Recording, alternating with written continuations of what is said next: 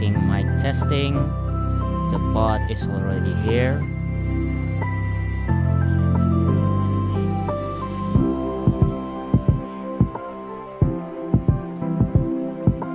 And I've already like do all the dailies on my gacha, so that's not going to be interrupting this stream. Checking the props, my VC face, resetting position, and okay. I've already shared the link on several Discord and WhatsApp group. I don't know if everyone's actually watching this, but okay, I guess we can start. Hello and welcome to the stream. My name is Nanaten, and today we are doing, well, it's not actually completely different. It's more like the same thing as last week. So yeah, tonight we're going to do anime 3x3. As you know, last week, I think it's already past 2 weeks now. 2 weeks ago I did this a chill stream where I just just talk about some of my favorite mangas, and it become like one of my most like watch live stream, which isn't saying much because only 3 people tuning on the stream. But hey, 1 viewers, 3 viewers, 0 viewers, it's basically all the same. I'm basically just using the same energy. And technically speaking, I really had really enjoyable time, and I want to capture that feeling again. So I decided to do another this kind of stream again, but this time it's going to be about anime. Yeah. Hold on, I need to check my audio again.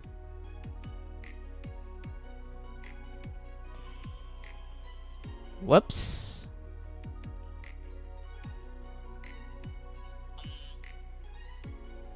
Yeah. Wow, I am blowing through my audio, my microphone. But at least it's now audible right now, so I guess that's good enough. How is everyone doing tonight? I hope that you have a great day and have a wonderful weekend ahead of you. As for me, this week isn't really. Let's just say, it's not really my kind of week. To put it on simple terms, like a lot of things like blew up in my face. Yeah, that's just going to be another story for say Nanaten's explosion saga. Whew. Anyway, wow, a lot of likes from Soul on Twitter. So hold on, let me go and grab my notes. Just a second. I'm refreshing my Google Docs. So yeah, I found it like I'm able to do a more cohesive stream when I have like a full script just open. And like during the last manga 3x3 stream, which I did not expect to be like a lot of engagement and a lot of fun. And truth to be told, I actually like spend the next 2 days after that stream just riding on that high, and that feeling of a moderately successful stream. So yeah, that's one of the reasons why I'm doing it again for this anime 3x3. Okay, let's check on the notes. So just to be clear, this isn't my anime recommendation, although I do highly suggest to watch the anime that I'm about to talk about regardless. Unlike my manga 3x3, so a little bit warning, there isn't like a grand story that I'm going to talk about during this 3x3 story, so you won't, so there's not going to be like another my motorcycle got burned down and exploded, those type of stories. Although curiously enough, I did blew up an LCD projector early this week. You know, so that's like put that anecdote in another Nanaten's explosive saga story arc.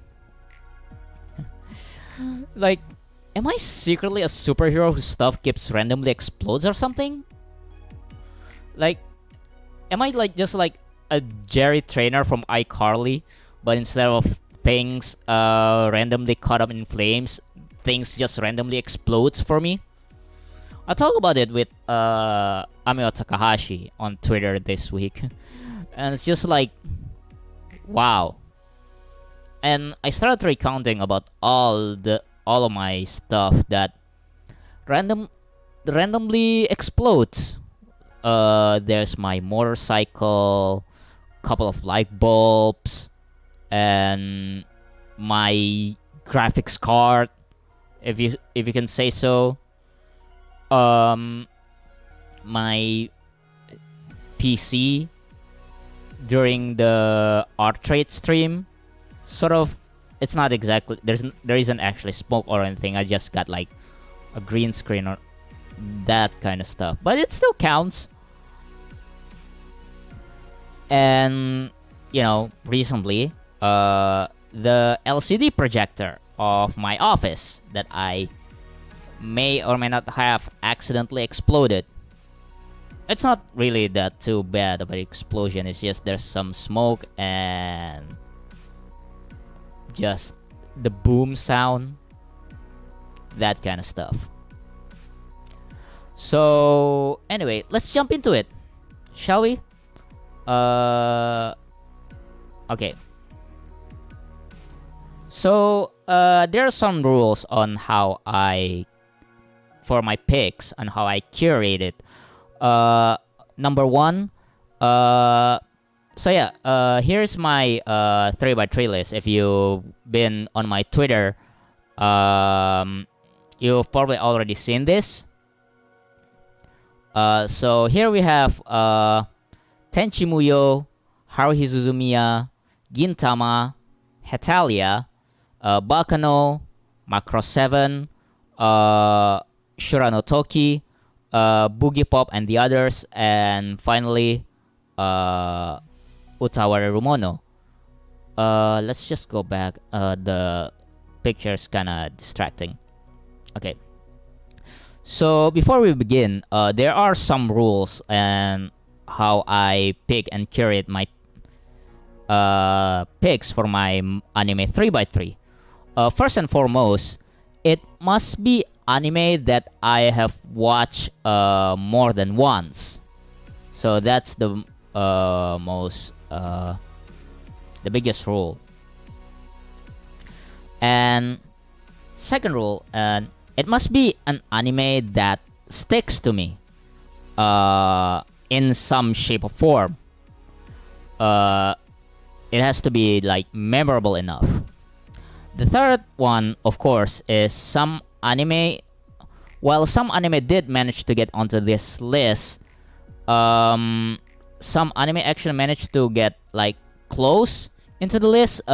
If you watch my VTube introduction, it's actually a little bit different when I put during that VTuber introduction video, the Q&A one. You can actually watch it. It's only like 2 minutes.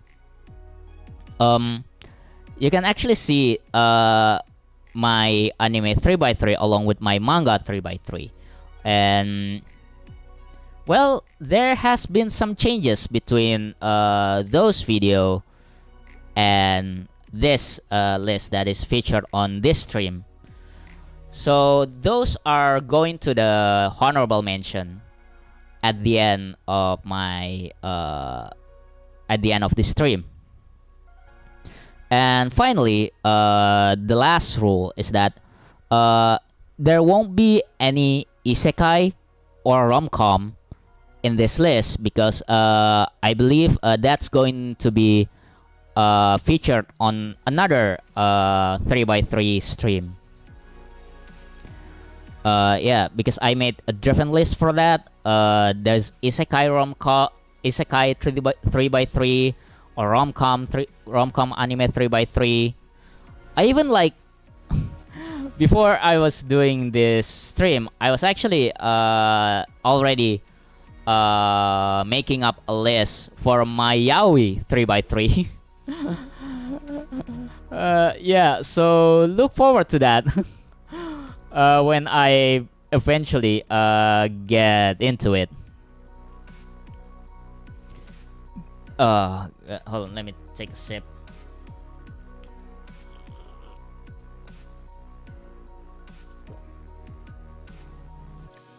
Okay, so anyway, let's just jump right into it. So anyway, as I said, these are my anime 3x3. We have Tenchi Muyo series, and Haruhi Suzumiya, Gintama, Hetalia, Baccano, Macross 7, Shura no Toki, and Boogiepop and the others. And the last one is Utawarerumono. So let's I want to see that if anyone wants to see if which anime do I want to talk about first.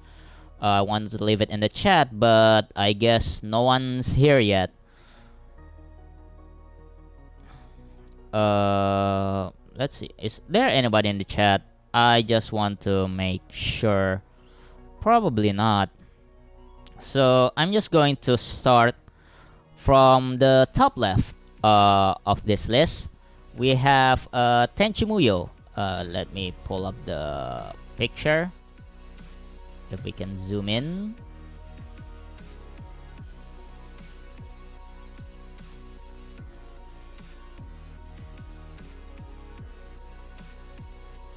Wow, that is really small picture, huh? So yeah, let's talk about Tenchi Muyo. I've been wanting to do I've been wanting to talk about Tenchi Muyo for like a while now, especially regarding to the OVA 4 and 5, because I have like really long rant about that. First of all, Tenchi Muyo. For those who haven't familiar with Tenchi Muyo series, to summarize it, it is basically like the first harem anime. It basically introduces like a lot of harem anime tropes. The basic premise is that Tenchi, there's this guy named Tenchi who is just basically the basic template of all harem anime protagonists. So he lives in this old shrine with his grandpa and dad, and one day there's this like antique sword that was used to seal a demon, and he pulls that sword like Excalibur style, and the demons that was sealed turns out to be this a space pirate alien, and like a lot of women that is trying to pursue the space pirate alien Ryoko. Hold hold on, do I have like other images about on Tenchi Muyo on my folder? I do not.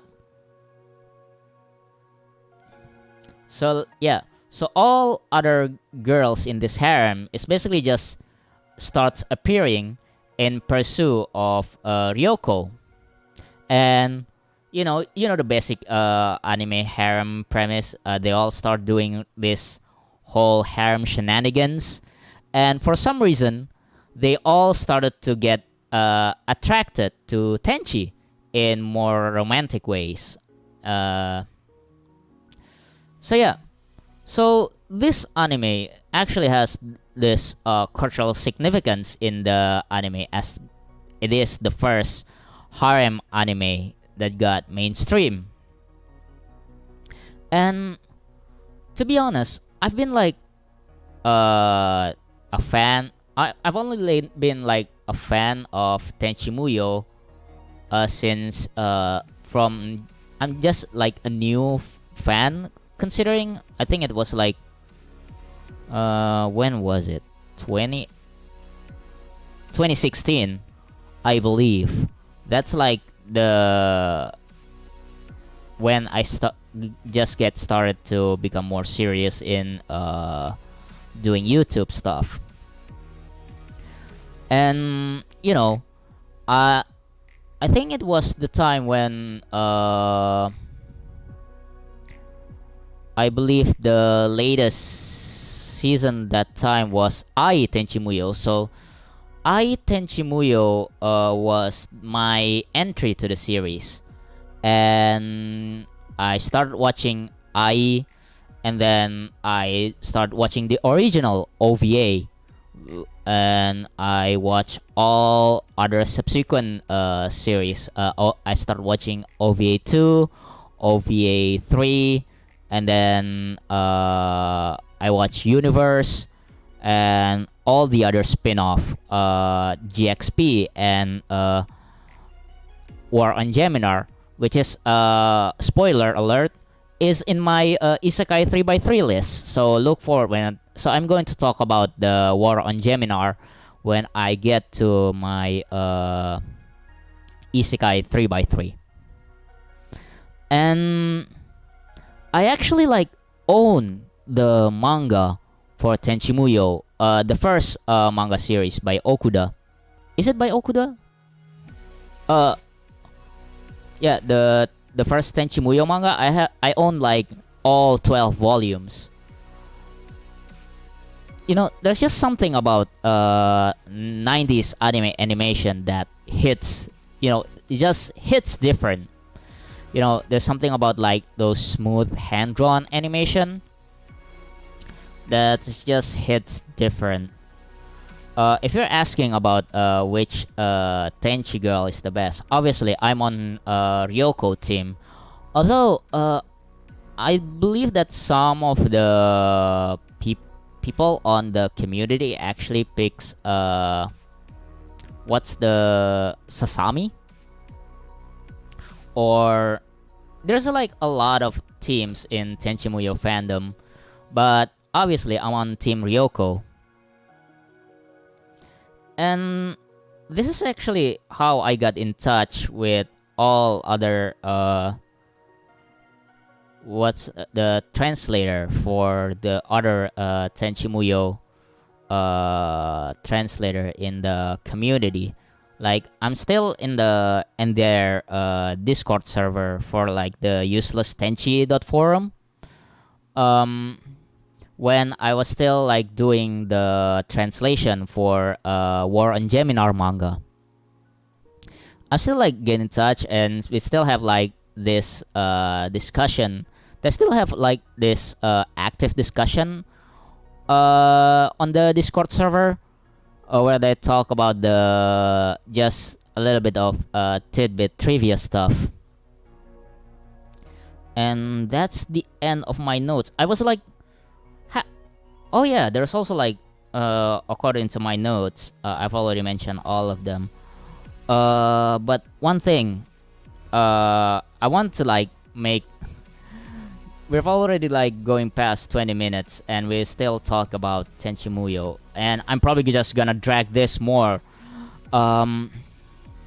because the only reason, one of the reason why I wanted to, why this Tenchi Muyo got into this list, because I really want to rant, go on like a 10-minute rant about the OVA, the latest installment of Tenchi Muyo. The so the past 3 years, there's this new Tenchi Muyo OVA series, the season 4 and 5. Because this series has been like going since what, 1991, and they're still like pumping out this Tenchi Muyo content. But the latest OVA of Tenchi Muyo, the OVA 4 and OVA 5, was like probably, I mean, Tenchi Muyo OVA is like the peak moment, is like the first season, and I've seen this YouTube videos that talks about Tenchi Muyo anime that says the final Tenchi Muyo movie, the Tenchi in Love, I think it was the title, the third movie, was meant to be like the final Tenchi Muyo before OVA 3 and GXP comes out. And he said that it was since it was the final and they weren't planning on making Tenchi, there's like this sense of finale on that. And I think the Tenchi series just dip from there in terms of quality, because after that there's the GXP spin-off, which got, it was still good, but there was this some stuff in the GXP that the original creator didn't agree about, so it ended up got retcon in this series of light novel. The people who know Tenchi Muyo knows what I'm talking about here. And then the War on Geminar came out, and it sort of piqued more interest in Tenchi Muyo. It's actually how I got really interested in covering Tenchi Muyo, because of the Isekai Seikishi Monogatari, or Tenchi Muyo War on Geminar. And then Tenchi Muyo came out, which supposedly was meant to be a tourism campaign, but I don't think it sort of works because of the whole 5-minute format. And I see like a lot of people in the useless Tenchi.forum kind of panicked because of how they changed the design of the character and how it basically contribute nothing to the franchise.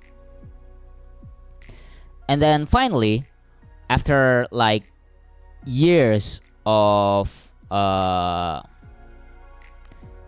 after the Tenchi Muyo, the AIC, the studio, announced a new installation of the Tenchi Muyo franchise in the Ryo-Oki series. So for context, there's like 3 separate continuity of the Tenchi Muyo series. So first of all, we have the OVA continuity, which is the Ryo-Oki.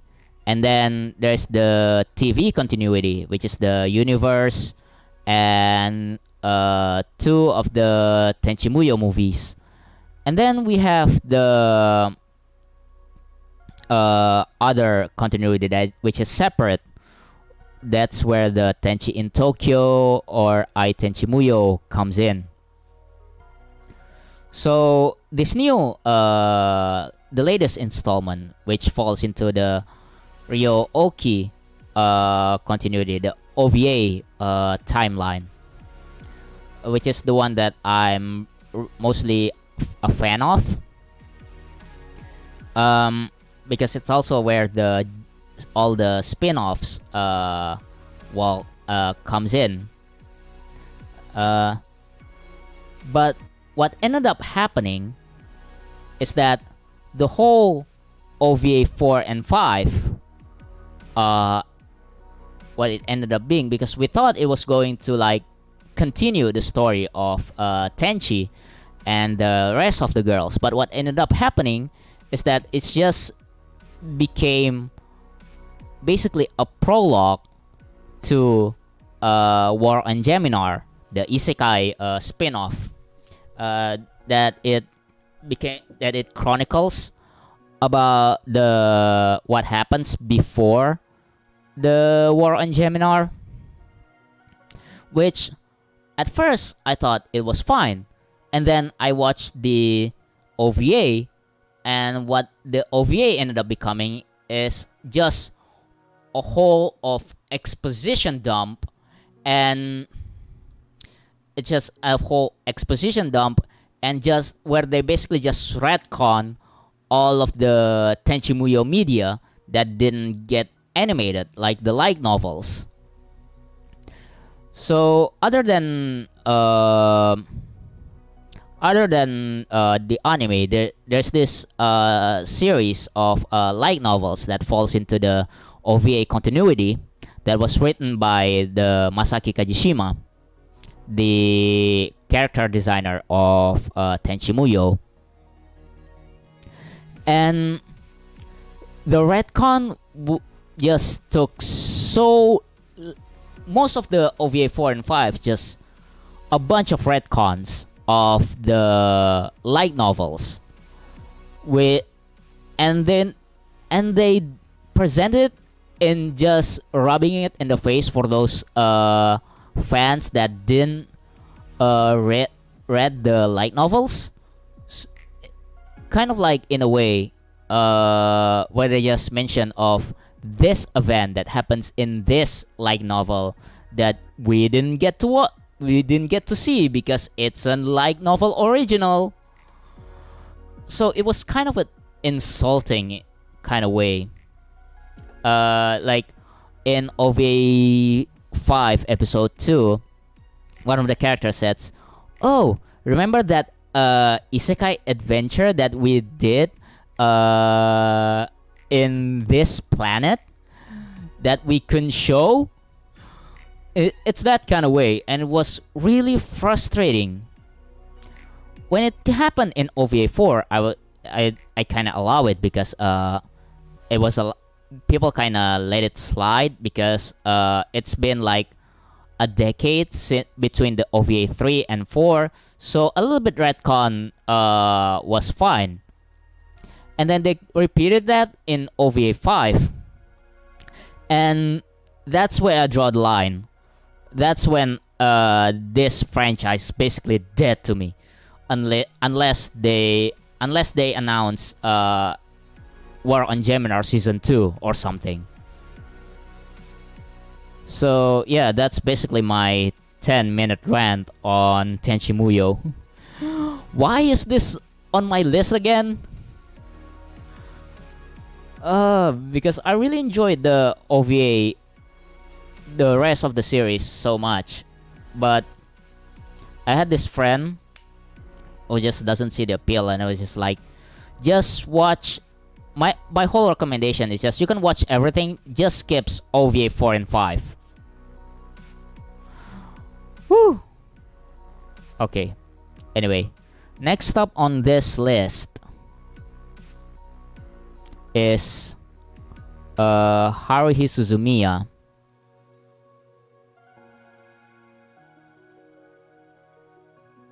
I'm probably gonna need some music to go with this. because I couldn't hear the music that's coming from the stream actually. So anyway, Haruhi Suzumiya. For those who has been living under a rock and haven't heard of Haruhi Suzumiya, like, wow.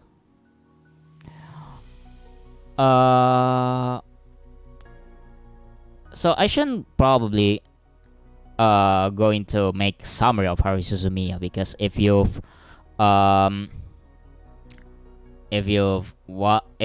an anime fan, you probably already know because how iconic this is. So Haruhi Suzumiya, on my note it says, so this is actually my first light novel series that I read back in high school, because you know, I first discovered when my brother actually compiled an anime list, and the premise really got me interested. So when I finally got the internet running, the first thing I do was downloading pirating the Haruhi Suzumiya on Bakatsuki, which is the whole light novel database of translated novel. And remember, is Bakatsuki still a thing? I wonder. And I used to like spend like a lot of time, most of my time, on internet cafe just reading Haruhi Suzumiya. And I read it on my old laptop, which is the same laptop where I did my first manga translation. So yeah, there's this funny story about me and Haruhi Suzumiya franchise. So yeah, after I read the novel, I decided to watch the anime, and I didn't know any place to watch the anime. So back then I was just going through like this YouTube clips of Haruhi Suzumiya. I think it was around 2010s or something. It wasn't until like a couple months later when my brother actually showed me this anime download sites. I think it was Hi-10 anime or X264 anime. And back then, the cost of internet cafe was so expensive back then. I think it was like mostly out of my budget. And back then, internet cafe speed was so slow that if someone from one computer started downloading stuff, the entire net cafe just shuts down and their speeds just drop. So every time I try to, whoops, wrong expression. So every time I tried to download one anime episode, people was just the rest of the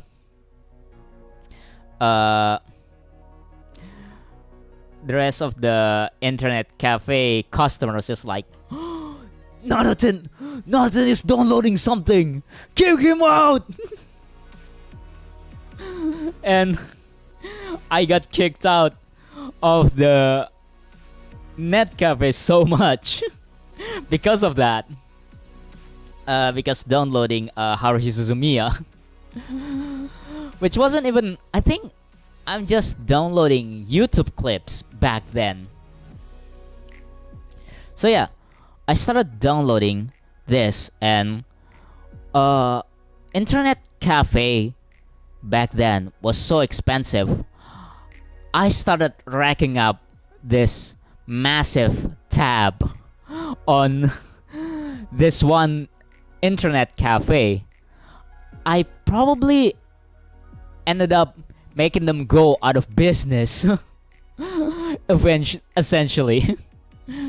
Because I don't know when they close business, but I think I may have something to do with that. So if you own that cafe business and you watch this clip, I apologize. Sorry that I rack up this massive tab, which to this day I still haven't paid. Oh, I'm such an asshole back then. Another story regarding Haruhi Suzumiya, and this is actually also tied to my high school days. I used to do this dance, the Haruhi Yukai dance, back in high school. And one particular memory that I have is that we were on this homeroom period, and we were like extremely bored at the time. And one of the teacher just asked us to do something in front of the class for show and tell. And what I did was I started opening up my laptop. This is different laptop. Was the laptop that my dad used for the office purpose, which he lent to me. So I started to open up this laptop, and I started blasting Haruhi Yukai and just start doing the dance in front of the class. And it was like peak high school moment for me. Just, go in there and just start dancing Haruhi Yukai. And I believe that's what got me into, because that's also the period where I started doing YouTube. And I think that might have had an impact for me, where I started just do anime content based. And to this day, I can still do Haruhi Yukai. If you watch my Just Dance stream, I actually did like Haruhi Yukai dance is basically my go-to dance if I wanted to do a dance stream. I kind of forgot to do that during my IRL stream last week. So next time I do IRL dance stream, I'll probably do it again.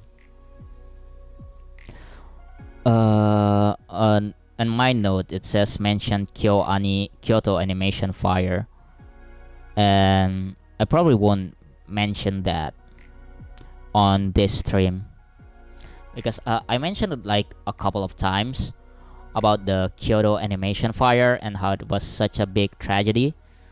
I did talk about it in one of my Umare Kawatemo translation notes, where I also tell the story about the Haruhi Yukai dance that I did back in high school.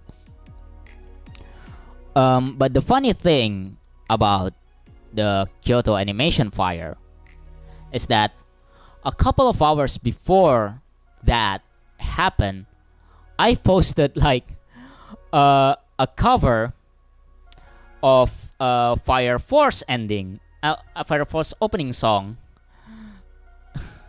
which couldn't be a lot worse timing than that. I mean, oh my god. It was like a poorly timed release for a Fire Force cover, and and I really couldn't postpone that because it was actually a cover to celebrate my birthday, which is coming up this month. Also, I hope not. I hope no anime studio caught on fire on that period as well. Yeah. So that's a little bit foreboding. Anyway, next up on this list is where is it?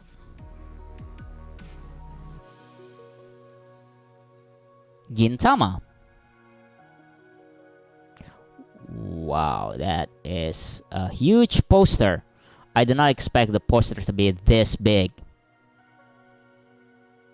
By the way, I grabbed all of these images from like 0chan. I don't know if it actually breaks any copyright laws or anything. I guess we're just gonna know if it got taken down eventually. So yeah, I've actually like talked about Gintama during my manga 3x3 anime. And what did I say? Anime. My manga 3x3 stream. Yeah, that's the word I was looking for. Wow, it really is hard to do this sharing just chill stream when no one is watching. That aside, I've already talked about this Gintama during my manga 3x3 stream, so we're just gonna be quick about this. So I haven't actually watched the last 3 seasons of Gintama, but I used to watch this a lot back in high school, and this Gintama basically single-handedly shaped my comedy style, and how there's like a lot of yelling in my comedy style, and how it's basically doesn't work when when I'm by myself. How my comedy usually only works when there's people present, and Gintama actually had a kind of a hand in that. And yeah, I guess that's pretty much it. People like seems to agree how they like how people like Gintama as in general. So I want to actually talk about that. If you want to see me more talk about Gintama, you can go and watch my previous 3x3 stream. Alright, next up. Next on this list, we have probably the most influential anime for me on this list, and the one that got me into cosplaying in the first place. So here we have Hetalia. Yeah, I couldn't find the big image that I always use for the list, so I'm just gonna grab whatever official art that I found in 0chan. So yeah, Hetalia. This anime single-handedly probably shaped my YouTube channel as a whole, and basically started my cosplay career, if I can say one. So yeah, Hetalia is basically one of my first cosplay that I've ever done. I actually cosplayed as Prussia, which as you can see on the image here. I cosplayed as Gilbert, which is my first cosplay, and I also cosplayed as Japan. I actually went on a cosplay interview on TV, cosplaying as Japan. And you can actually see a clips of me cosplaying as Prussia during my on my compilation video. You can, it's really old. What basically happened was during that cosplay clip, I was cosplaying as Prussia, and on stage doing a battle scene with a fellow cosplayer. I forgot what his channel name was. Fajrin. What's his goddamn channel name? He does. He has this channel where he reviews anime figures. Oh god, where is scrolling. Anyway, so during that in that clip, he was cosplaying as Sora from Kingdom Hearts. So we did this sort of fanfic situation where we did Hetalia cross Kingdom Hearts sort of situation. And for that stage performance, he lended me his Kirito sword. Forgot what it was called. Alucard? What's the Kirito sword that he wielded in the first season of Sword Art Online? Anyway, so I grabbed that sword and we started clashing.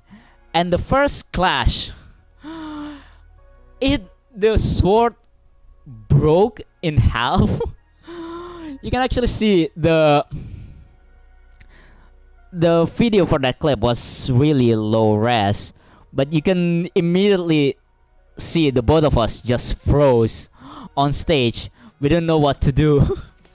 So I started improvising and I tossed the sword and we started doing this bare hand keyblade combat, but the audio clip was still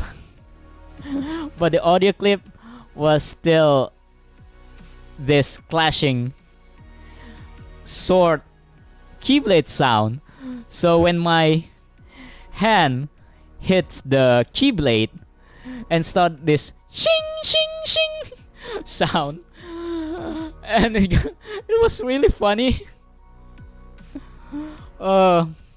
And wow, my blood sugar is really low, and I gotta settle down. And so what happened was after that performance, I started getting lightheaded. Probably gonna take a break after this for 1 minute, just to grab something to buy downstairs.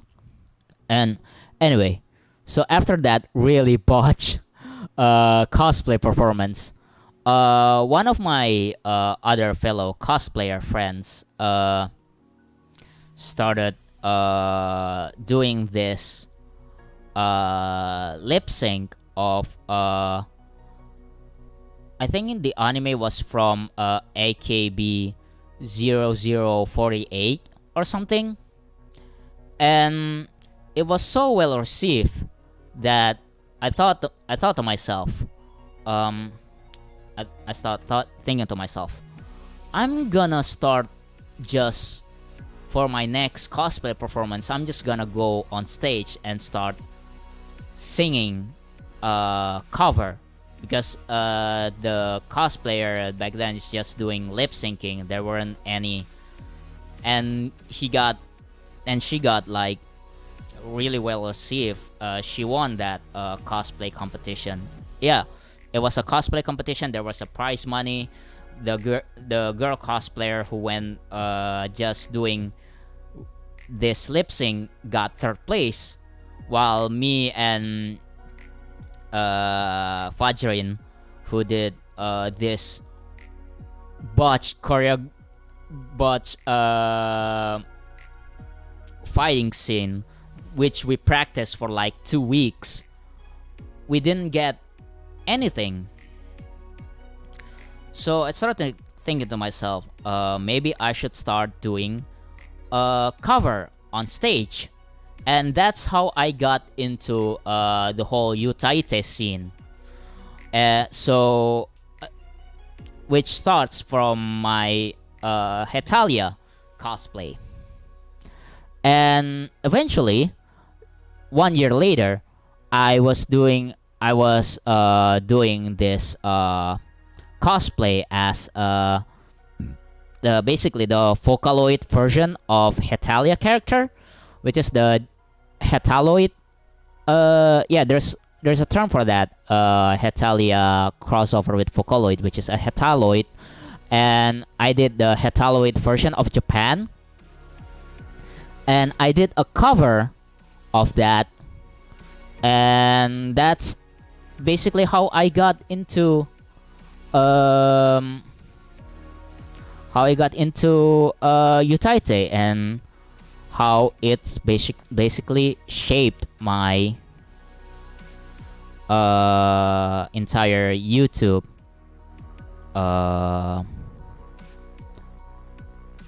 trajectory of my channel.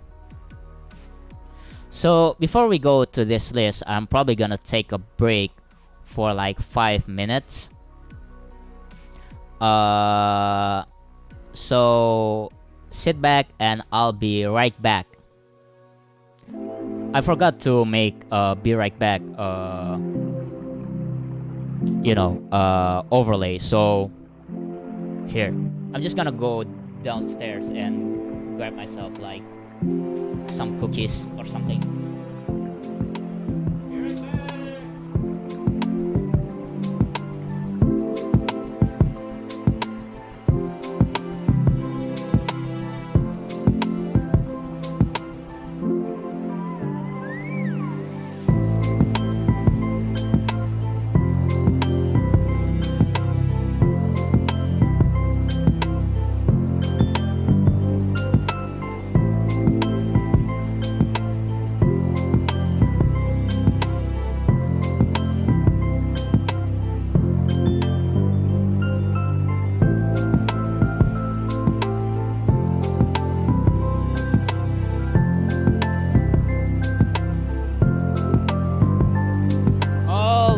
And we are back. Sorry about that. I just had to like go downstairs and just like I just grabbed like whatever cookies that we have in the living room. I'm just gonna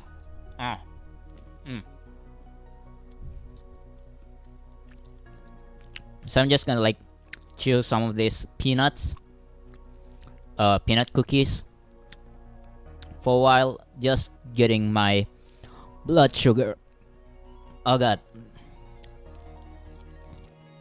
high enough that I didn't get lightheaded. So, how is everyone doing for the whole week? So what I'm eating right now is just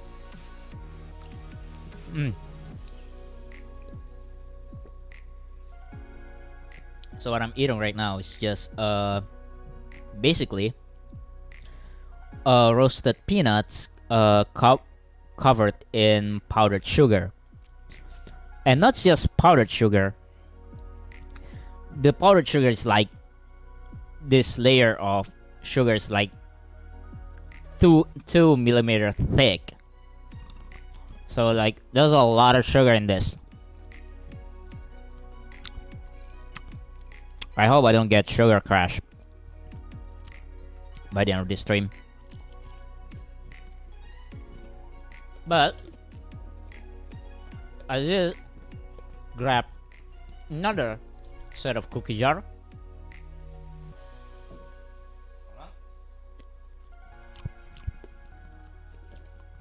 Which is the This one right here that I'm currently holding in my hand right now is a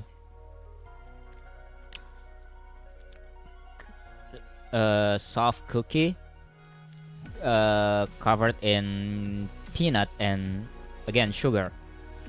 Huh. There's a lot of that in this house, which is really concerning because my dad had diabetes. Has diabetes. Huh. I wonder why my mom decided to buy it. It's actually for the guests. But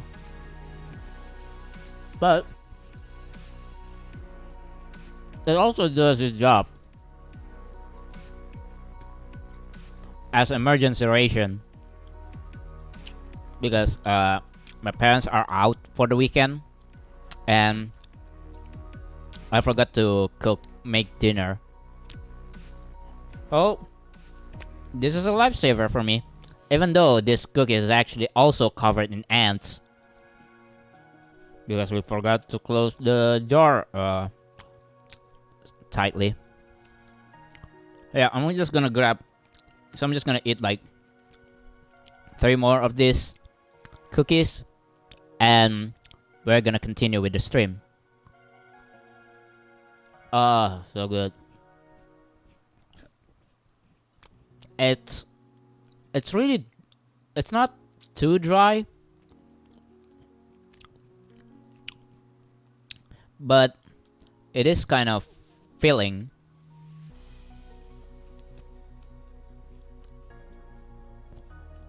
And there's also like a decent amount of like peanut chunks coating it.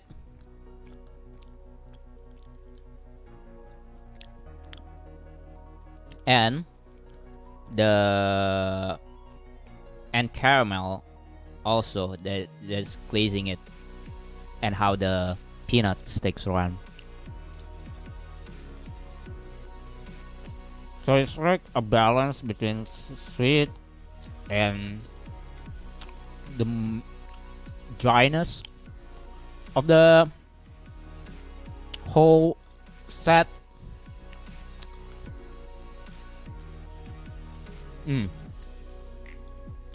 Yes. That hits the spot. I'm still probably going to be more hungry after the stream. It's really bad considering there weren't a 24-hour convenience store in my hometown. But we do have some stores that opens 24/7.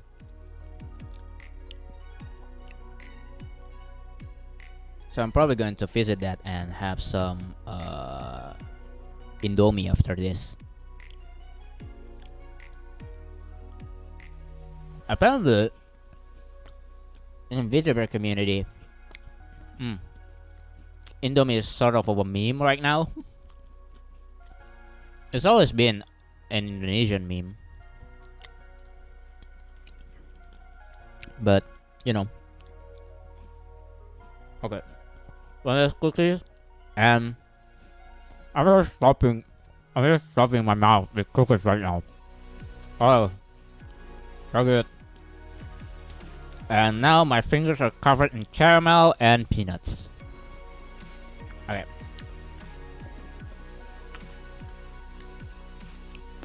I did not prepare anything for my stream like at all except for the script.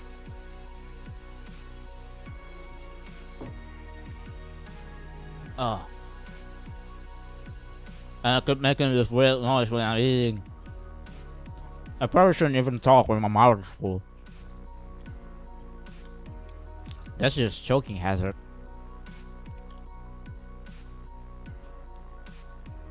My finger's so sticky.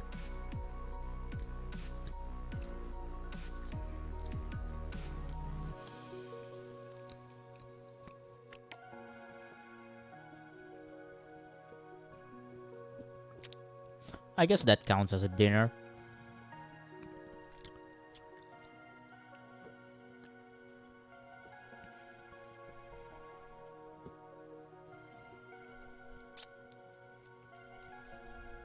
All right.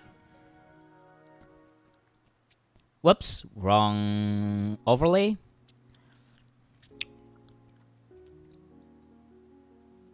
And next up on this list is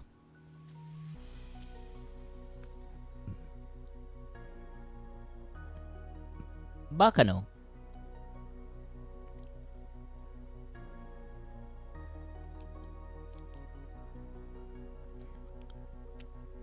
Yeah, we're just gonna put it right here because the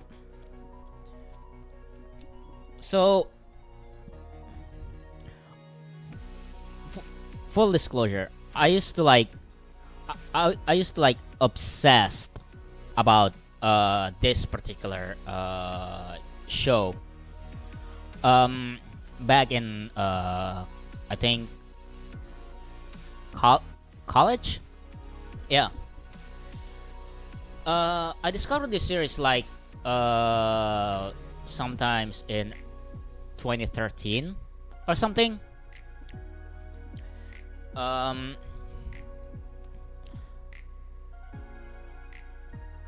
I got so obsessed. My college mates was like got really tired of me just talking about Baccano. Uh, there was like one time where I just like composed like a bunch of haikus about watching Baccano. Because it's 5 syllables, so and I just can and just start working from there. And my college mates was just like got tired of it. I even like once I managed to like wrote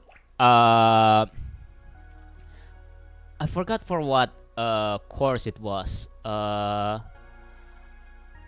think it was syntax, morphology. I believe it was for morphology class, and I believe it was about Baccano. Yeah, I literally wrote a college paper about anime, which I believe it's not really that impressive, but at the time it is.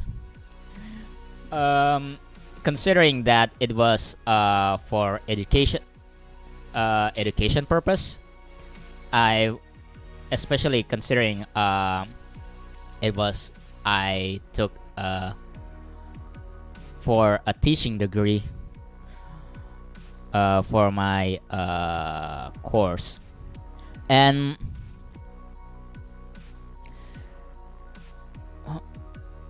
there's also like one time where my class did a play, and my whole character, when I just played a character just as myself being a Baccano fanboy.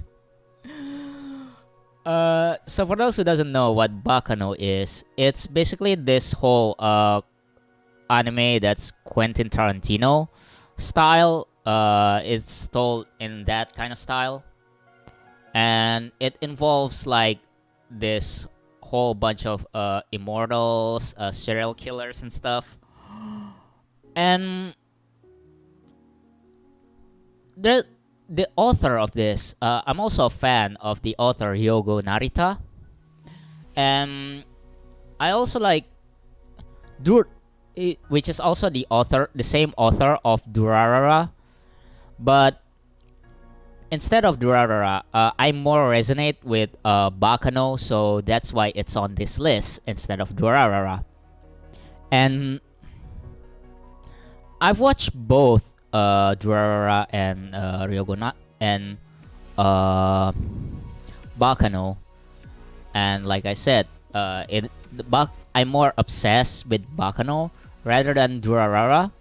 A lot of my friends actually more obsessed with Durarara, but I'm more lean into Baccano because this whole stylistic, whole gangster New York settings, that kind of stuff.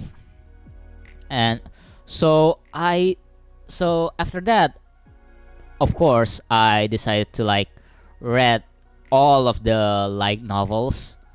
Um, and as every Baccano fans, we are now stuck in a limbo of waiting for the latest volume of Baccano, Baccano 1935E.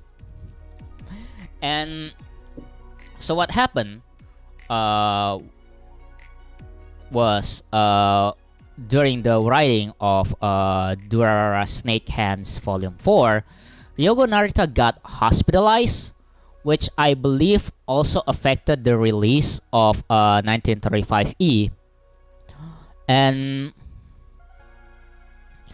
because before Ryogo Narita got hospitalized, Kadokawa already announced. There's already an announcement for the latest volume of Durarara. And as I said, Ryogo Narita got hospitalized and he couldn't actually write.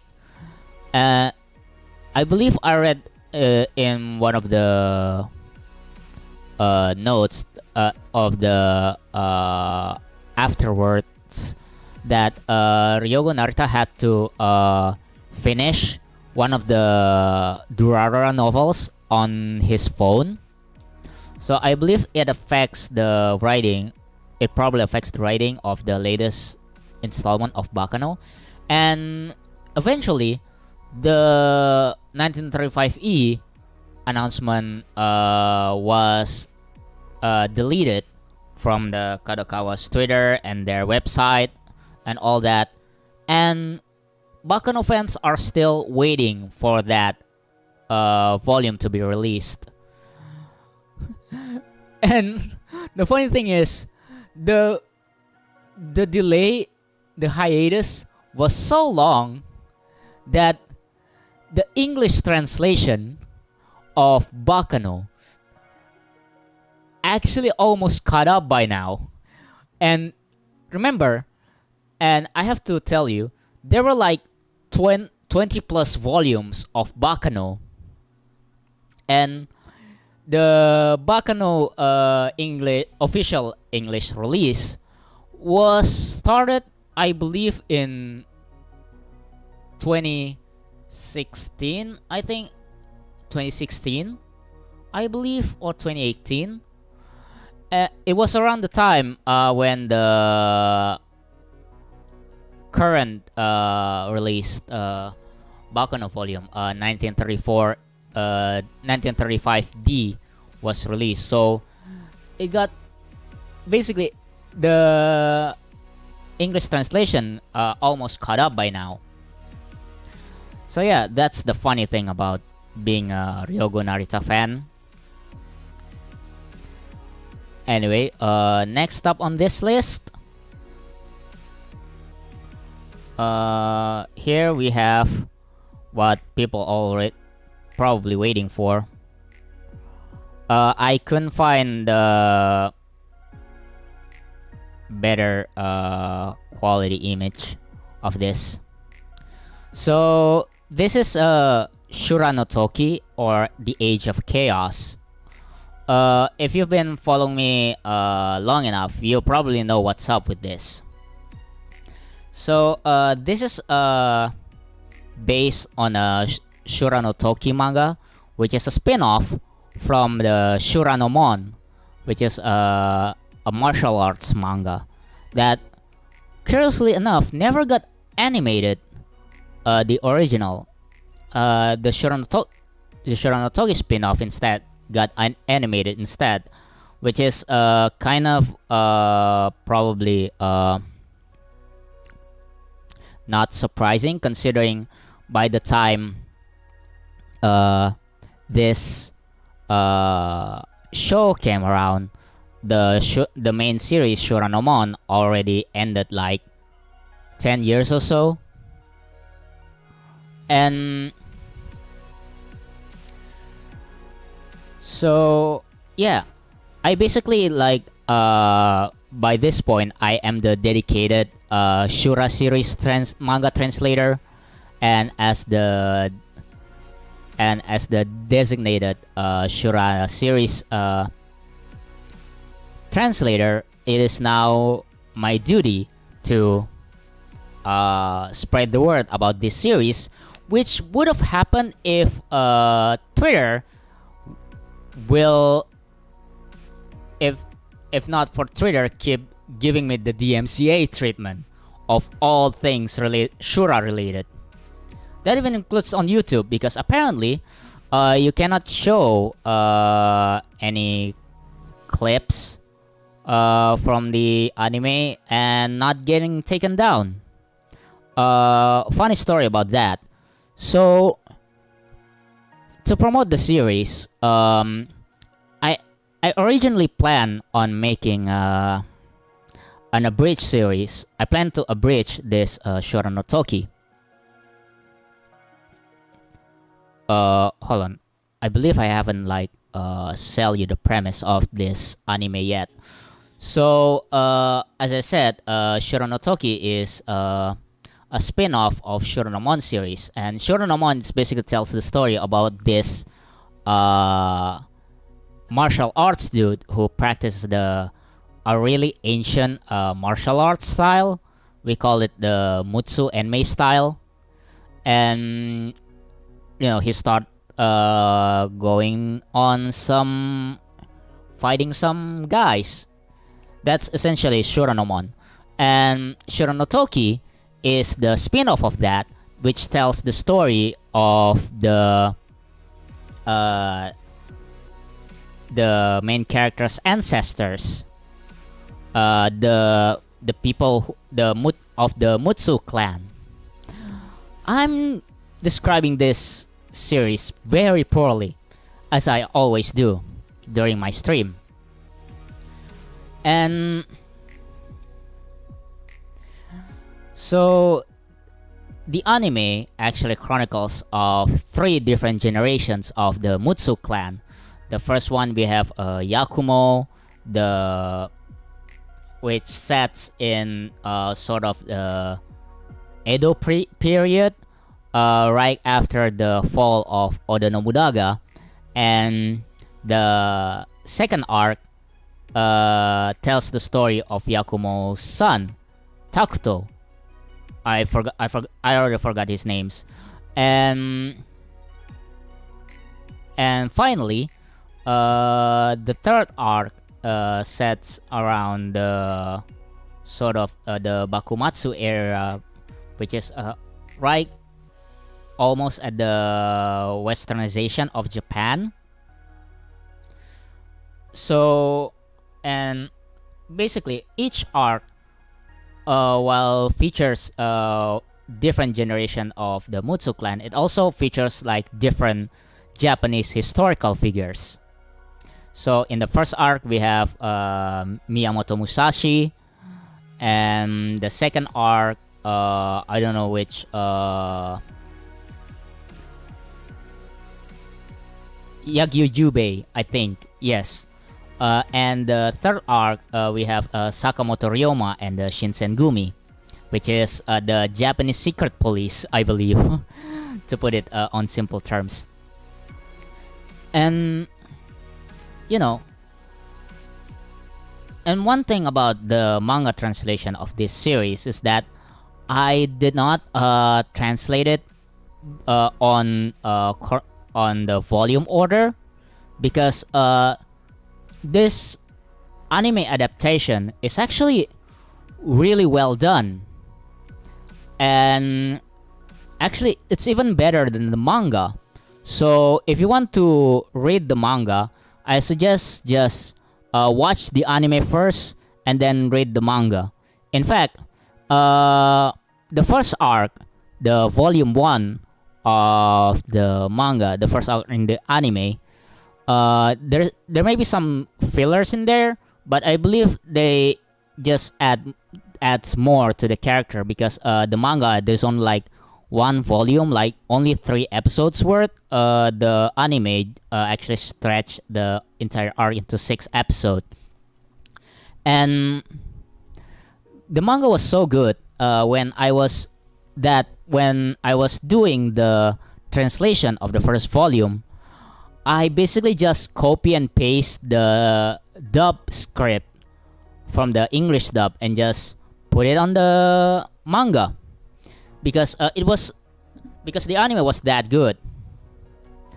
So yeah, if you want to get into this series, just watch the anime, and then you can go and read the manga. Because that's also one of the reasons why some of the volumes wasn't available in English on Mangadex. Because it's already been covered in the anime, so I didn't even bother with that. I'm just doing the translation of the manga chapters that wasn't covered in the anime. I also have this story about the manga. I actually own the entire volume of Shura no Toki, because except for the latest ones, volume 16 to 19, and I did but I did a review on Shura no Toki volume 16 and 17 on my blog.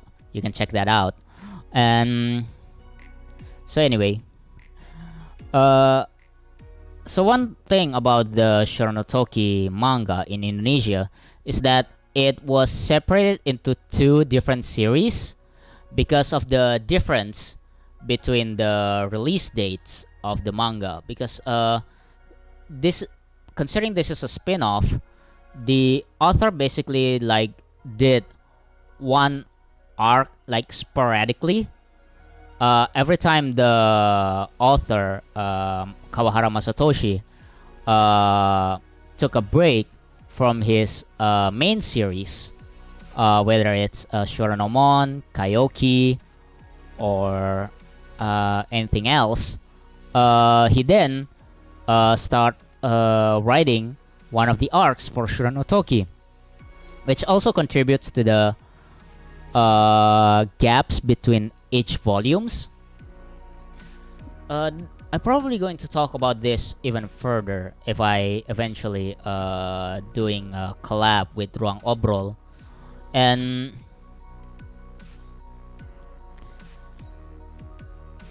what was I trying to say?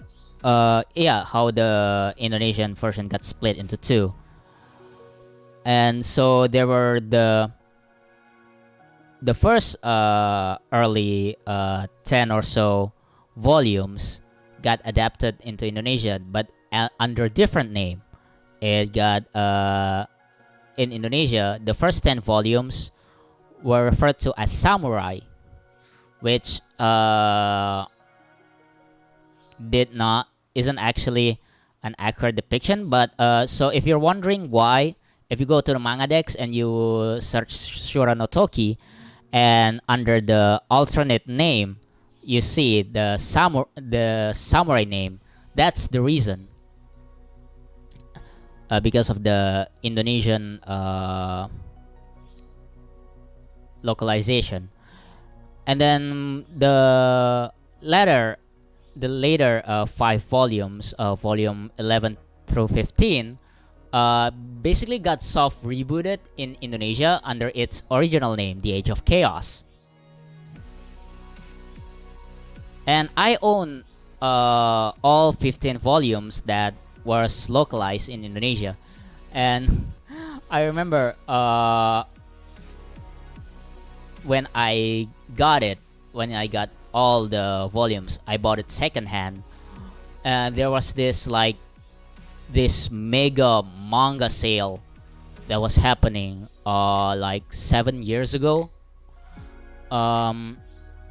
And actually, when I obtained it, all the volumes, I remember my friend said my friend claimed that I had the biggest smile that I've ever had, because at the time people knew me for having this. I had this what they refer to as resting poker face. And just seeing me smiling after obtaining all the copies of Shura no Toki is just really peak moment for me emotionally. So yeah, and then I started to translate the manga, and I watched the anime. Actually, I watched the anime and then collect the manga. And then it was around that time I had the idea to make an abridged series of Shura no Toki. I even made a trailer for that. The pilot episode, I already written it. I already wrote the script for the pilot episode, and all that's left is just recording it. The original plan was to do the little Kuribo thing and just voice all the characters.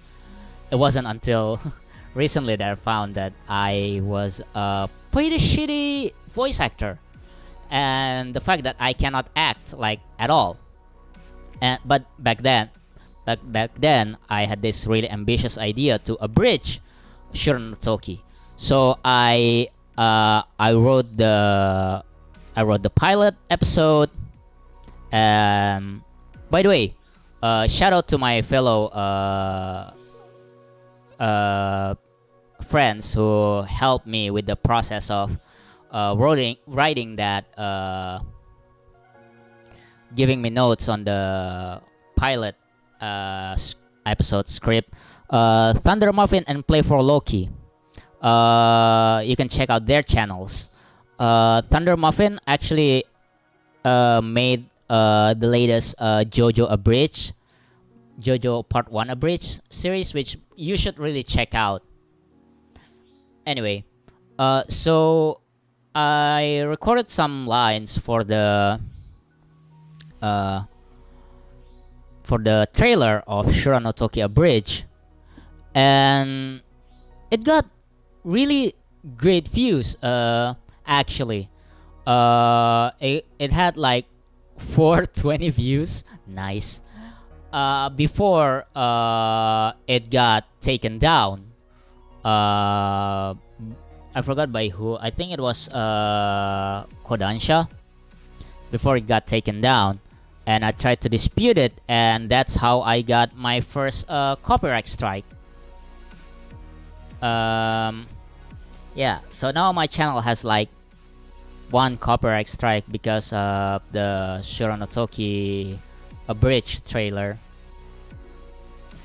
and one thing led to another, and now Twitter hates my guts for even one page of Shura series on my timeline. So every time I try to post this page from Shuranomon, it would get the MCA, and my account will always get suspended, which is really sad story because I really want people to check out Shura no Toki a lot, and it just makes me sad that every time I try to promote the series, it got taken down by Twitter. And anyway, let's move on to the next anime of the series. We have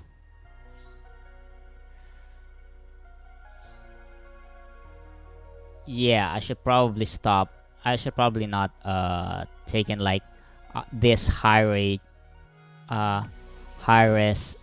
images from Zero-chan. Anyway, so next on this list, we have Boogiepop and the Others. Now, originally during my original 3x3 list, it's actually, if you watch my Vtuber introduction video, the original spot belonged to Ango, but I believe this has more cultural impact than Ungo.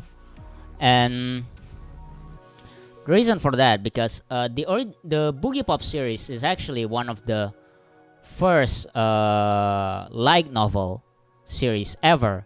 The one that the Boogiepop series, basically the one that birthed the genre of light novel.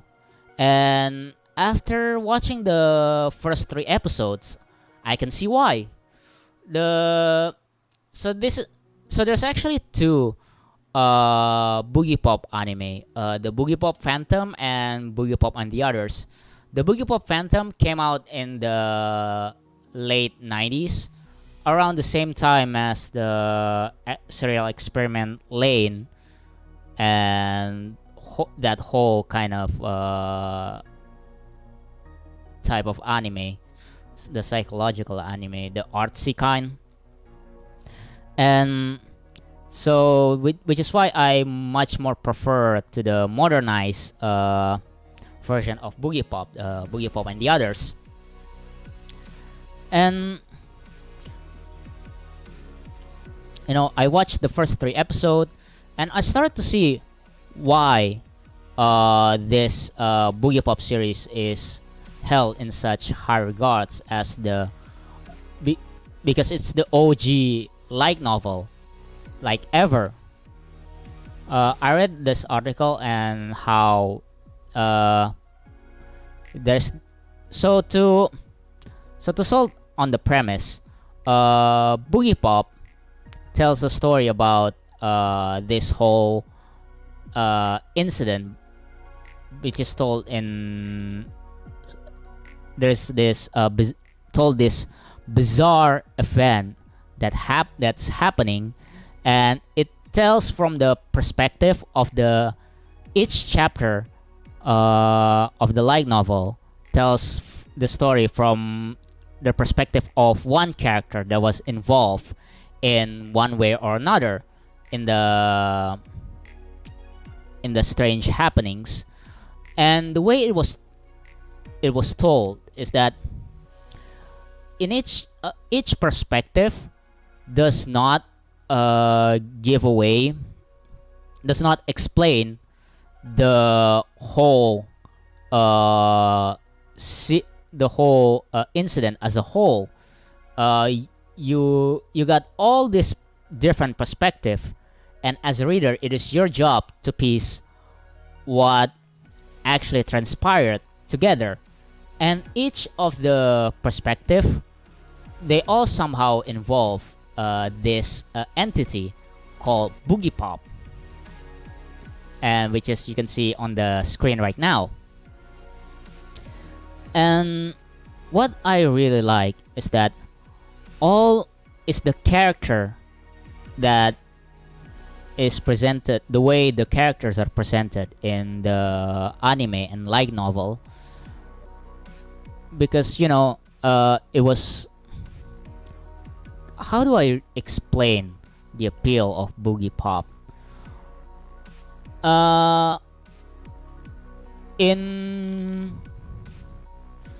Because you know, because the character is really fleshed out, and because you can see them react on the mystery that's happening, and as they themselves experience it firsthand, they did not obtain the full story of the incident. They're just telling it from their perspective of the whole events that transpired, which is really the main draw for me. And I just really like the characters in general and how they're all human, basically. The author made emphasize the theme of this isolation, and how each character experience the same event differently, and how they all essentially isolated from one another. And that isolation theme is probably one of the best aspects of the series, and how they take a look at the society and how eventually everyone is alone. I'm describing this very poorly. And what else? And like I said, it birthed to an entire medium of genre, which is light novel, and how it inspired all other writers with the same style and the same storytelling, like Ryogo Narita and the Durarara and Baccano series. And after reading the Boogiepop novel, I can see you can actually see the influence, how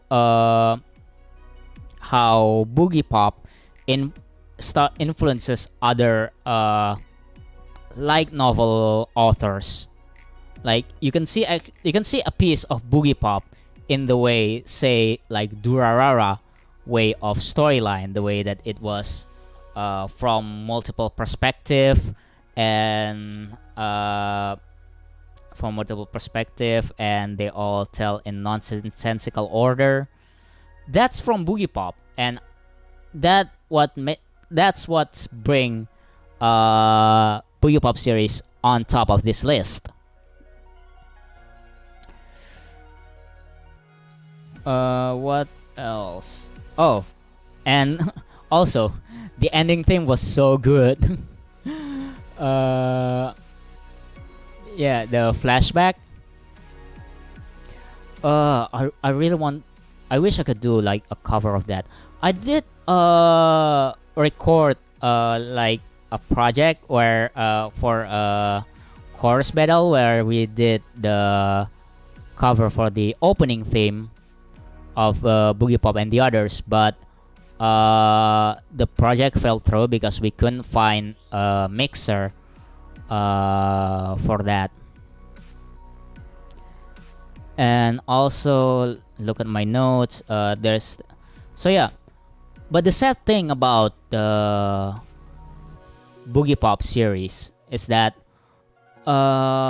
despite its cultural significance of this Boogiepop series in the light novel genre, it is not entirely known in the community because back then there were only like 3 volumes translated, and when the Boogiepop and the others the recent anime came out, I believe it was Yen Press, the original publisher. Yeah, so Yen Press decided to release up to volume 6 for the English translation, which is a really great news. But the bad news is that they won't publish more. And there were like a good stories that has left translated, basically, that has yet been translated, and I really wanted to read like the entirety of Boogiepop novel, which is why there's this fan translation project happening. They've already like translated like 1 volume, and they're currently in the middle of translating volume 8, I think. And like there's also this my favorite light novel that didn't get animated. I believe it was volume 4, the Pandora one.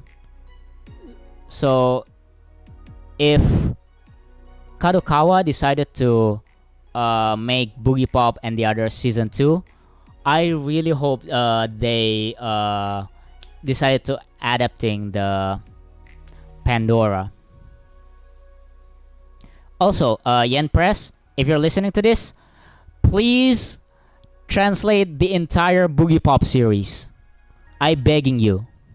Please translate the whole series, the whole 20 plus volumes. I'm begging you. Anyway, and we are moving on to the last anime on this list. Oh shit, I actually forgot. On the 6th, shoot, I forgot to mention this. Macross 7. Yeah. My god. Which is the 6th one on the list, right before the Shura no Toki. I cannot believe I skipped this. This is one like my all-time favorite like Macross series, which isn't saying much about my taste.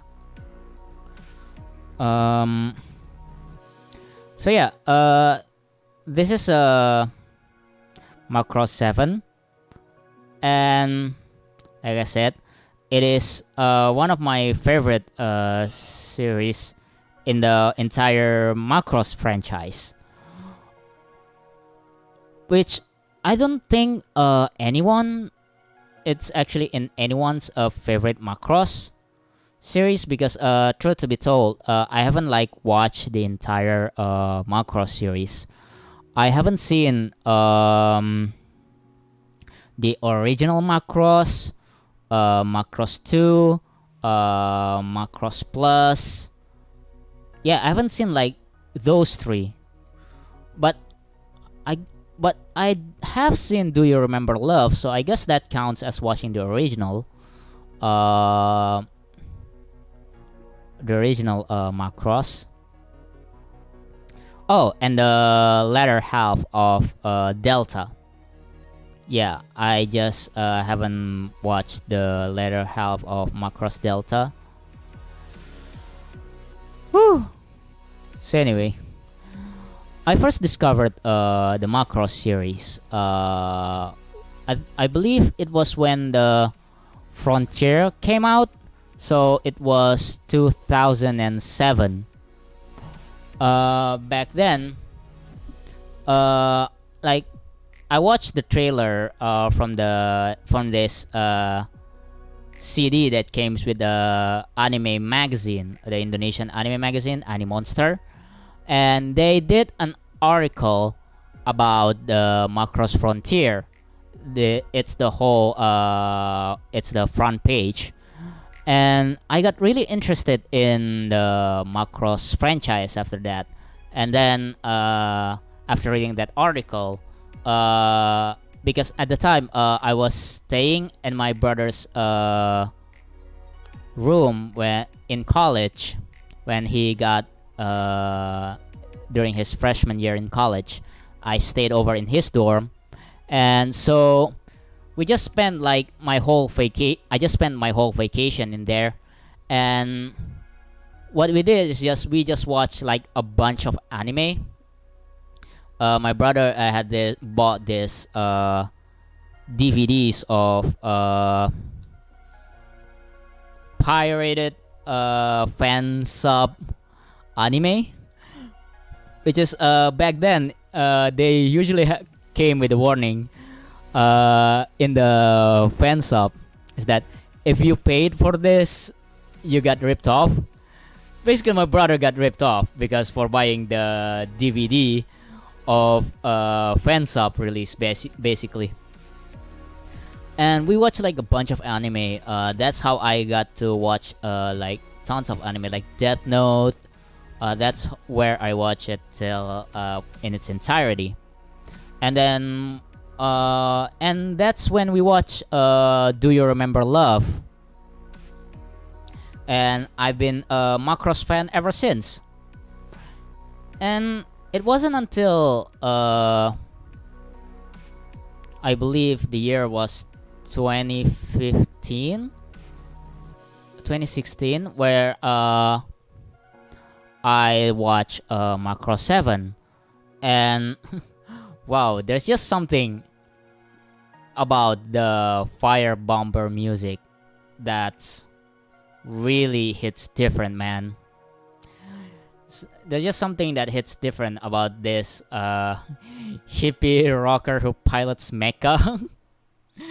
The hippie pacifist that is the Giga Chat that is Neki Basara. Because this dude is such a Giga Chat in mech piloting. He can mech piloting just using his guitar, basically.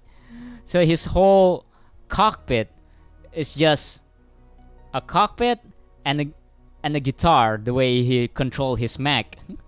And it was really awesome when I see it. I mean, yes, I admit Macross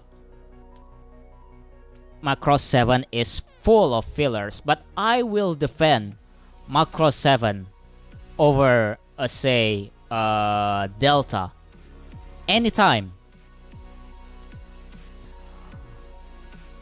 Whew. Oh yeah. Another note.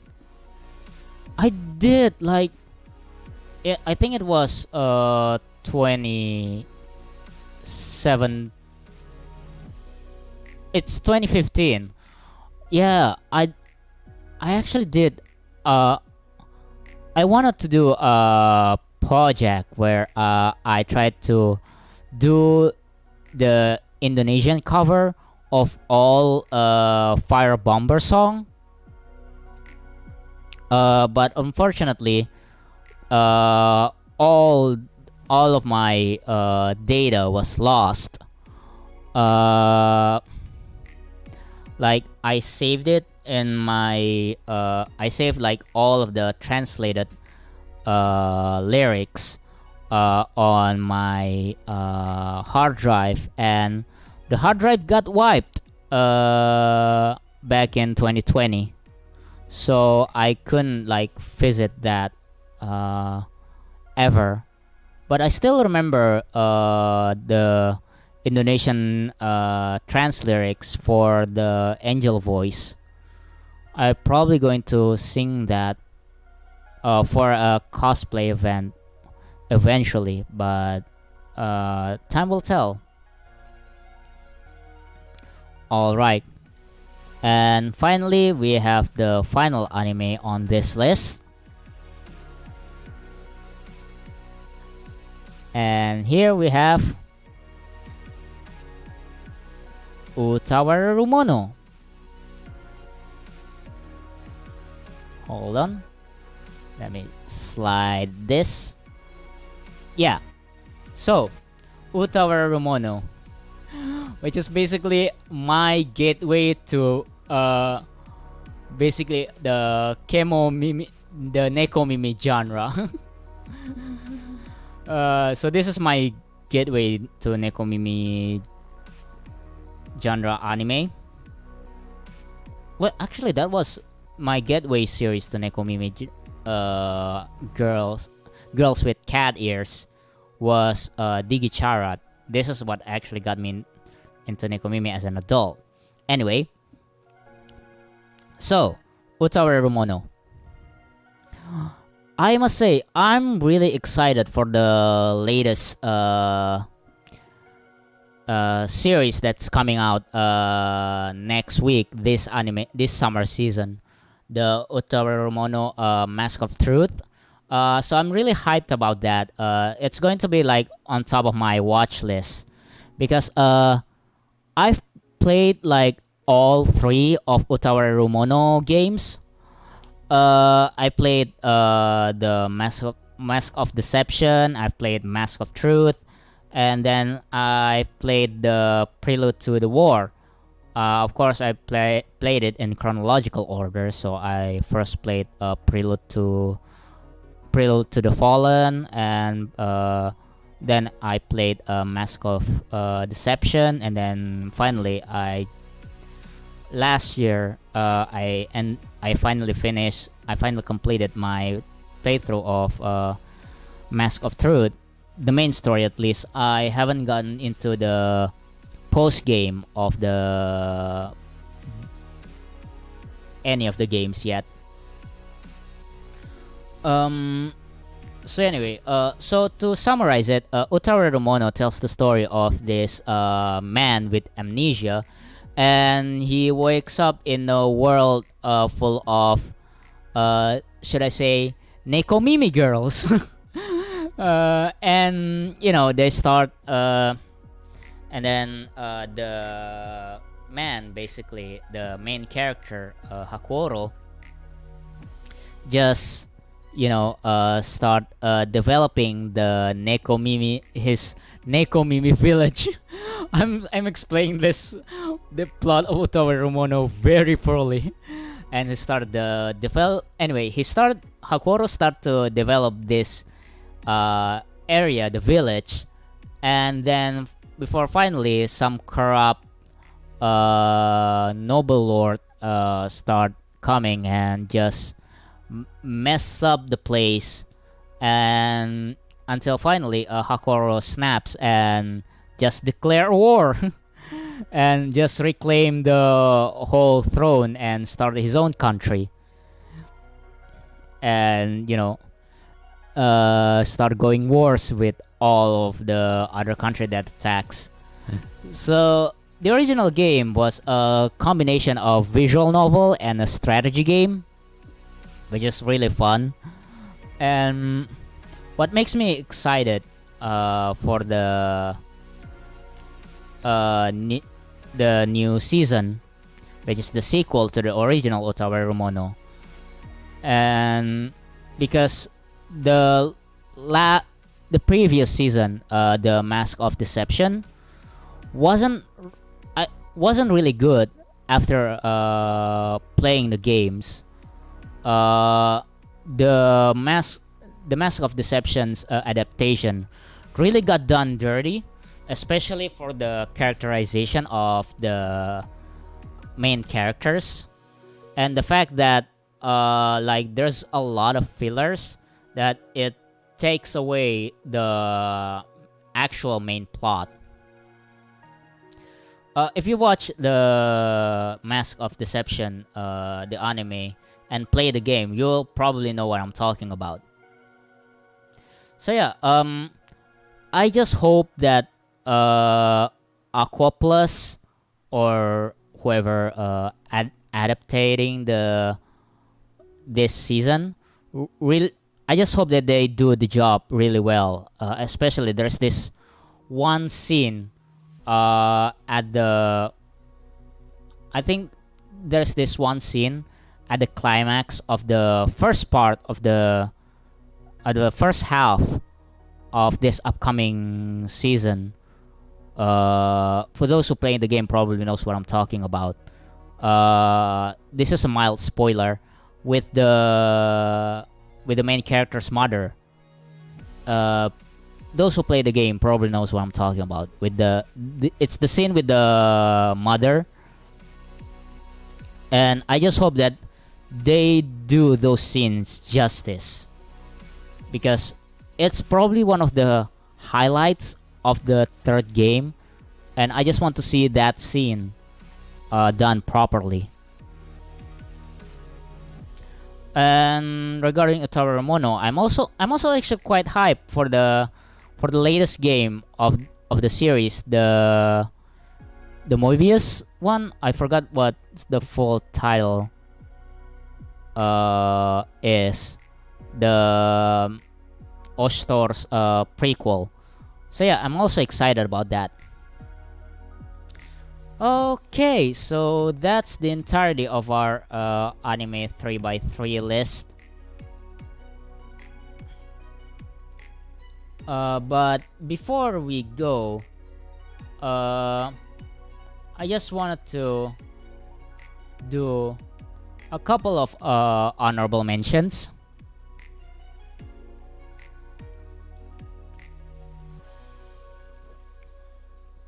Yeah, this stream is basically a lot shorter than the manga 3x3 stream. And for some reason, my notes is way longer than my original manga 3x3. I wonder why. Anyway, so I'm going to start going through some of the honorable mention. Like I said, first honorable mention, we have Ango. Yeah. So I'm just gonna go with a quick run through with this. Yeah. If you've watched my previous stream, my karaoke stream, I did a cover. I did sang this, the ending theme for this, because it's one of those ending theme that still on my anime playlist, and I am planning on doing a full cover of the ending theme. I just haven't found any female vocalist to do the female parts of the song. If I couldn't find any, I'm probably just gonna put my voice in falsetto and sing the whole song by myself. But I still haven't done that. I still haven't recorded that, even though I already managed to make the instrumental. I had like the whole thing set up. I just haven't managed to record yet. Next honorable mention, we have Odd Taxi. So yeah, this is probably one of the best sleeper hit of 2021, because wow, people seem to like drawn out not checking out this anime because of how all the characters are animals. I tried like convince my friends to watch Odd Taxi, like my boss, but he doesn't want to because of the animal character design for some reason. So if you're watching this, go watch Odd. And if you haven't watched Odd Taxi, really just watch it. It's really good. And next up,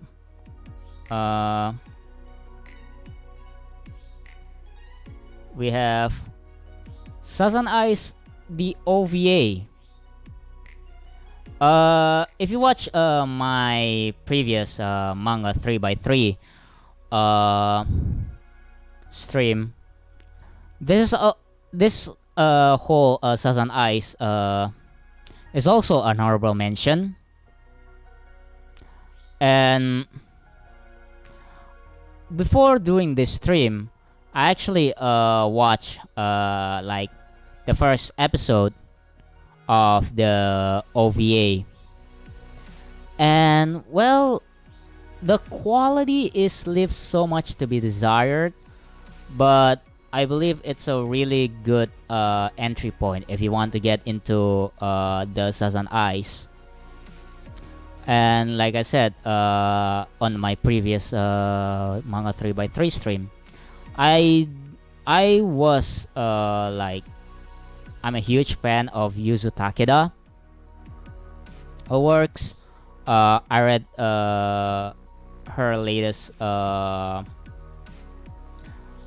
what's the series, and how there are more Sazan Ice sequel that did not get translated on English by the Sazan Ice Scanlation Group because, well, they probably broke up. And I remember back in, I forgot, 2018, 2016, I saw the news about the latest Sazan Ice project and how they advertising it so much. So because of the latest sequel at the time, and there was like this new anime project that they tease for Sazan Ice. They start posting like new updated character design. Hold on, I'm going a little bit of rant here. Yeah, this one. So they start putting like an updated version of Sazan Ice and this new character design. I was like hoping, oh, are they going to make a reboot to the franchise?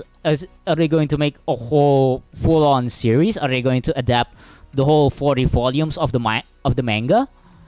And then turns out it was for a pachinko machine. Oh, you cannot believe how angry I was. It's just a pachinko machine. They make a full-on new character design, new modernized design, new animation, and it's just for pachinko machine. And they even like release a whole album for that. So I was so pissed. Oh, one thing that I forgot to mention during my Sazan Ice segment during my manga 3x3 list, I did mention during that stream of how back when I was in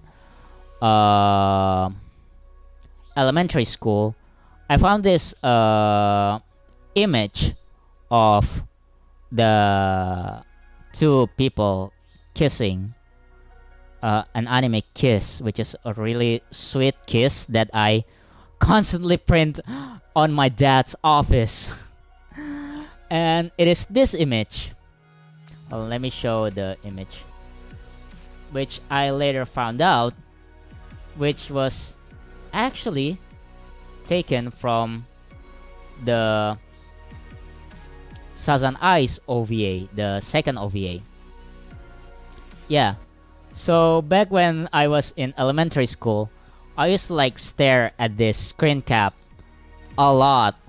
I used to print it and just stare at this because this image just evokes some sort of emotion to me as a child. You know, it's really beautiful of how Yakumo just giving a tender kiss to Pai, which I probably shouldn't put on this screen because of the bloody image. Well, you really can't show blood in the 90s OVA, huh? So yeah, let's just stare at this and possibly get banned on YouTube at the same time. Oh yeah, so I used to be so horny for this image back then in elementary school. Anyway, next up on our honorable mention list, the Holic OVA. Yeah. I also mentioned Holic during on my manga 3x3 stream, and I mentioned during that on how I didn't prefer the first season because of how they cut out the Tsubasa Reservoir Chronicles connection. And truth to be honest, my first entry to the series was actually Holic K, which is the second season. So I'm not really fond of the first season, but I did watch it. Oh wait, actually I haven't watched it in its entirety, the first season. So I just skipped it to the second season, and then the movie, and then the live action TV series, and just straight up read the manga. So yeah, and one of my favorite things that I've always come back into is the Holic OVA, the Holic Row OVA, which is when Watanuki inherited the shop and just doing this request, just answering this request. There's just something about the OVA that's really cool songs, like the Shinmuki OVA, which is probably also included in this list. The Shinmuki OVA, the Holy Crow, and Holy Crow Adayume. There's something really melancholic of the Holic OVA, probably because of the what's the production value of the OVA, how it was different compared to the TV series. And the Holic OVA is really the Holic anime that I always go back into. If you want to hear me talk more about the Holic series, you should probably check out my manga 3x3. I put the timestamp there, so you can just go ahead and hear my thoughts on the Holic series as a general. And next up on our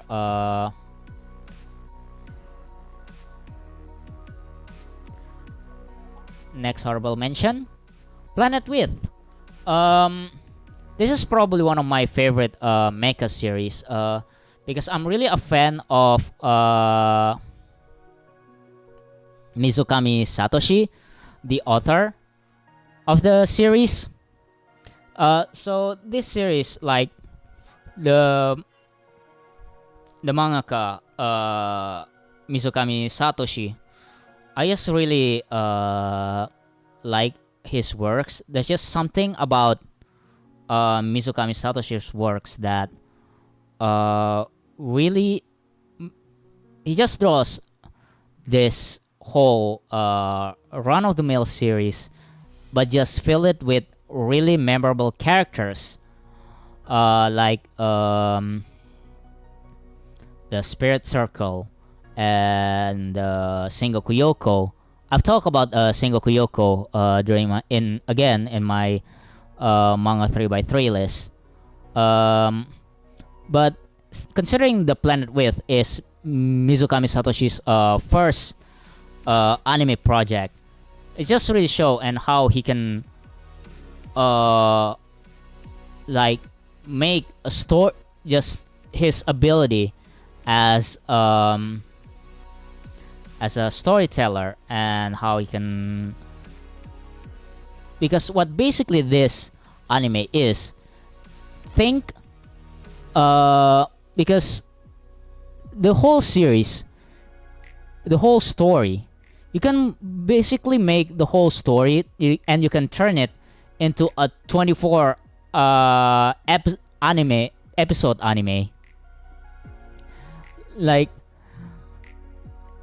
spoiler alert, the final boss died on episode 6, and that's like the most unprecedented in anime, on how it basically like killed the final boss by episode 6, and was like, oh my god, where does the story go from there? And usually it's like, what, episode 12 on your normal run of the mill, but there's Mizukami Satoshi actually managed to like pull all these story elements that could have made a great 24-hour story, 24-hour, why did I say 24-hour? 24 episode anime, and he managed to cram it into 12 digestible and enjoyable anime. And that's just really, just to show how he can write a story. And another reason why this is in this list, because I just want to talk about how excited I am of Comet Lucifer and Biscuit Hammer.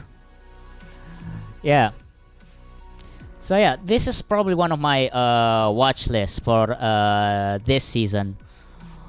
Just because I'm really excited for Biscuit Hammer, Comet Lucifer, and Biscuit Hammer.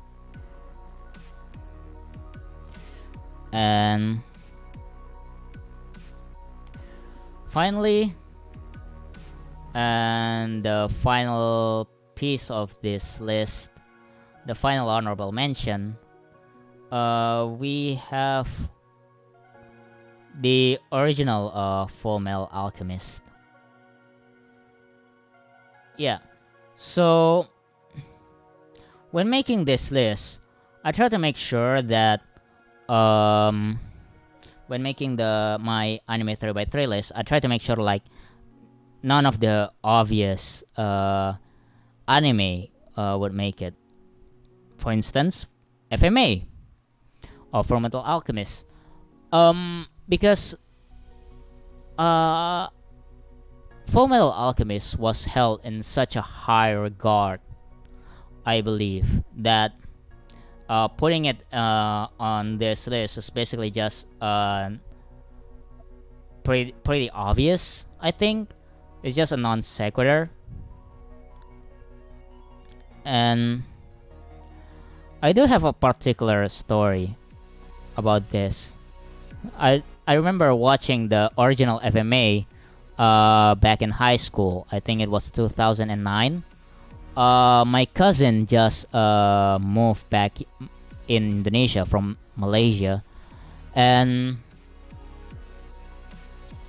he like purchased like this DVD player, and my brother, who was in college, just gave me all his pirated anime DVD collection. And so I decided to borrow the DVD player so I can watch all my brother's DVD anime at home. But what happened was the DVD player doesn't have a remote, so I couldn't choose which episode that I have to watch. There's no resume button, and every time I turn it off, the whole player got reset. So every time I pop up a DVD, it's always started from the very beginning. So I watched like the first episode of FMA, the original FMA, like at least 4 times. And I have to tell you, as someone who watches both the original Fullmetal Alchemist and Fullmetal Alchemist Brotherhood, it just hits the Brotherhood just hits different. You know, it is regarded as the masterpiece of anime. Ow! I just shocked myself with my microphone. It is highly regarded as the best anime reboot of all time. And well, this is going to be a hot take, but I actually prefer like the original FMA. Sure, it got dragged a lot. There's like a lot of fillers, but I'm minor spoiler alert. But I guess if you've seen FMA, you know what I'm talking about. The Nina scene, the Nina reveal scene. If I actually talk about this with again with my boss, and he only watches the Brotherhood of Fullmetal Alchemist. And when when we talk about the Nina scene, he was like, he didn't feel anything. So whenever, because you know how anime fans react when they see a white dog with long hair. People just start breaking down in tears. And I believe since he watches only Brotherhood, he didn't get all the build up on what has happened to Nina. And because in the original FMA, we actually spent like a good chunks the of the prologue spending time with the Tucker family. And when the reveal finally comes out, you can understand how many anime fans just broke down in tears because of the Nina reveal. But in Brotherhood, it only happened for like what, one scene. Nina only appears for like one scene, and then suddenly she got turned into dog fusion to a chimera.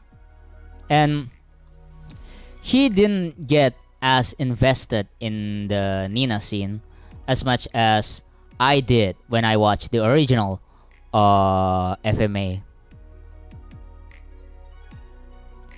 So that's why the original FMA got into the honorable mention list, because I believe that after the Brotherhood, people just start tossing away the original FMA, just taking it for granted and just, you know, prefer Brotherhood. But I believe it still holds a place in my heart. So yeah, that's the end of today's stream. I sure talked a lot about some of my favorite anime. Whoops.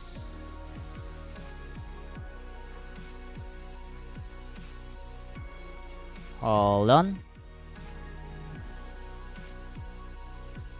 Yeah, so we talked a lot of my favorite anime and how it's, well, not exactly as what I was expecting from doing this stream compared to my manga 3x3, because, you know, now after the Vtuber introduction video, I'm now referring to myself as the manga translator Vtuber instead of anime translator Vtuber. So I'm probably just going to talk more about mangas. This is a really good experiment. So yeah, I hope you like what you see. Don't forget to hit that like button, and if you want to see more of this kind of stream, let me know in the comments. Let me know what kind of 3x3 list you want me to talk about next. And what else? If you want to see more of future content of me, don't forget to hit that subscribe button right there at the bottom. And hit that bell button to get notified on all of my latest content. If you want to support me, I leave a link to my Patreon and Ko-fi down in the description. I recently also am available for those living in Indonesia. I'm also available on Saweria, and which is basically just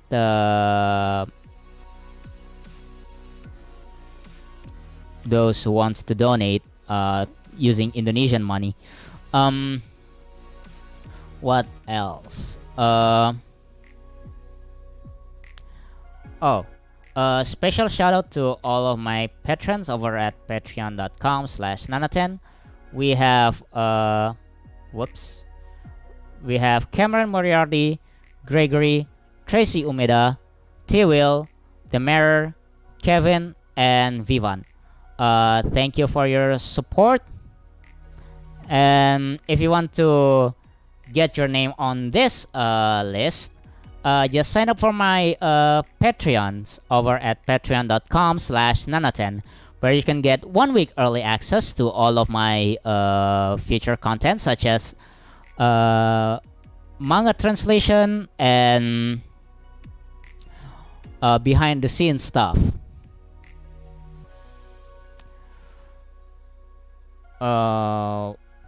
What was I trying to make a point? I believe there's more. All right. This week for Patreon, we have the chapter 8 of Ilbek no Serei Jutsushi Monogat. Oh no, it's just Ilbek no Serei Jutsushi. Yeah, so this week on my Patreon page, we have Ilbek no Serei Jutsushi chapter 8, which is a series that I haven't touched in like 3 years now, because I was doing